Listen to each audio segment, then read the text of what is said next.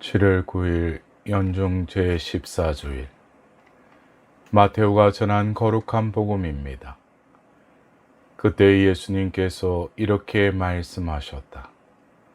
아버지, 하늘과 땅의 주님, 지혜롭다는 자들과 슬기롭다는 자들에게는 이것을 감추시고 철부지들에게는 드러내 보이시니 아버지께 감사드립니다.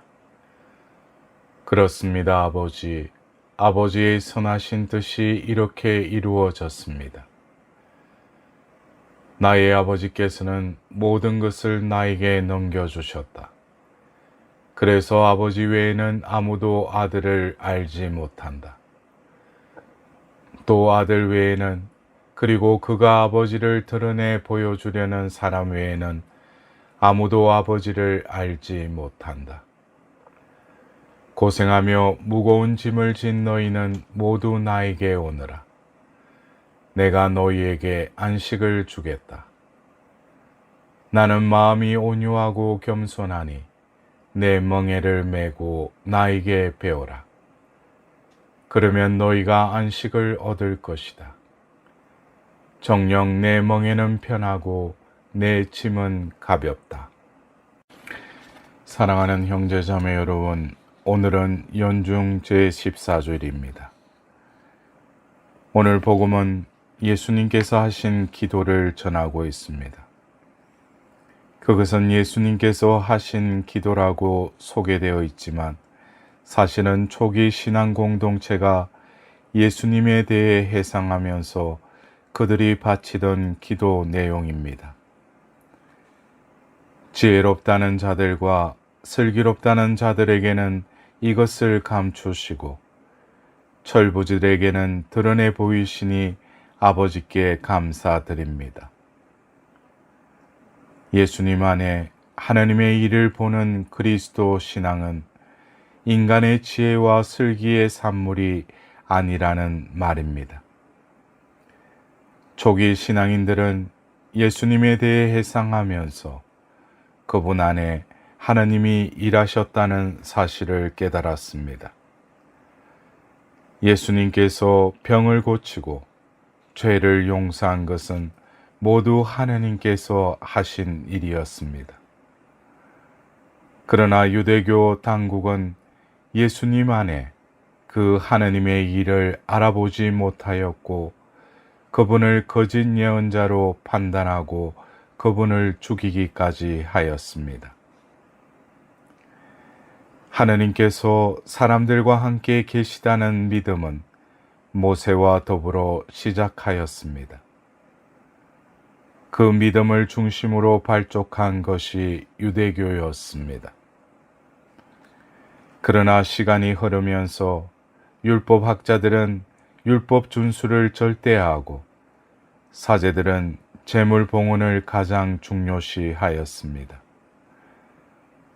그러면서 이스라엘의 기원에 있었던 믿음은 왜곡되었습니다. 그것은 그들이 율법 준수와 재물 봉헌을 절대화하고 함께 계시는 하나님을 잊어버려서 된 일입니다. 하나님을 잊고 그들의 지혜에서 나온 율법과 재물 봉헌을 절대시한 나머지 그들은 사람들을 죄인으로 만들었습니다. 결국 그들의 지혜는 그들과 함께 계시는 하나님을 외면하게 하였고 사람들을 죄인으로 만들었습니다. 재물 봉헌은 사람이 노력하여 얻은 산물을 먼저 하나님의 시선 아래 갖다 놓는 행위입니다. 그들은 맏아들, 농사 수확의 만물, 축산 동물의 맛배 등 자기들이 얻은 만물을 먼저 하느님 앞에 가져와 봉헌하였습니다. 그러나 봉헌된 것은 하나님이 가져가시지 않습니다. 하나님에게 바치면 하나님의 시선이 그 위에 내려오고 그때부터 사람은 하나님의 시선으로 자기가 얻은 것을 보게 됩니다. 하나님의 시선은 이기적 인간의 시선을 교정해 줍니다. 따라서 재물봉헌은 사람을 나눔회로 초대하고 그 나눔 안에 하느님께서 우리와 함께 계십니다.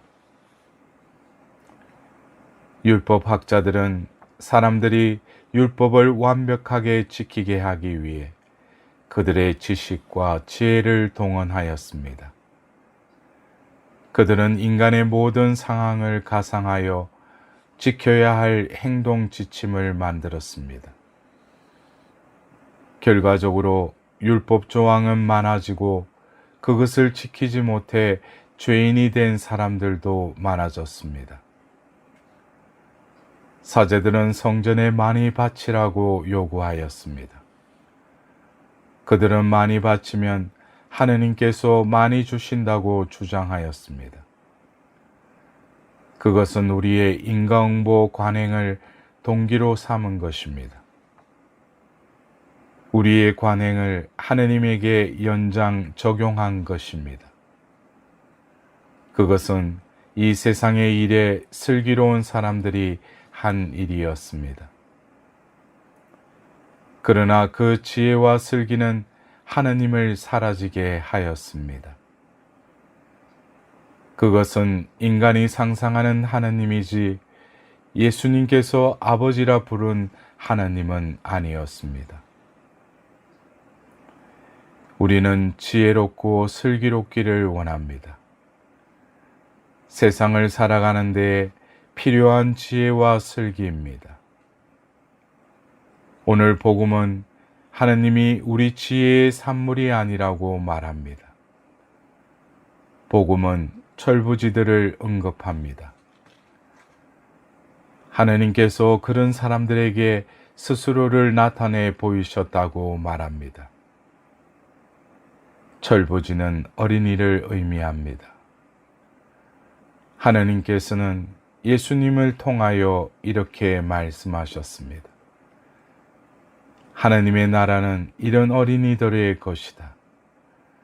어린이처럼 하느님의 나라를 받아들여야 한다. 예수님께서는 그렇게 철부지 어린이들을 하느님의 나라와 연결하여 자주 말씀하셨습니다. 그 말씀은 어린이와 같이 유치한 사람이 되라는 뜻은 물론 아닙니다. 인간이 자기의 지혜와 슬기로 하느님에 대해 상상하지 말라는 말씀입니다. 철부지 어린이는 부모에 대해 판단하지 않고 부모와 함께 있어서 행복합니다. 그리고 어린이는 부모의 말씀을 듣고 따르며 부모로부터 배워서 인간의 참다운 자유를 배웁니다.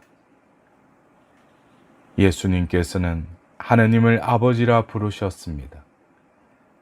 하느님으로부터 배워서 그분의 뜻을 실천하며 살겠다는 결심이 담긴 호칭입니다.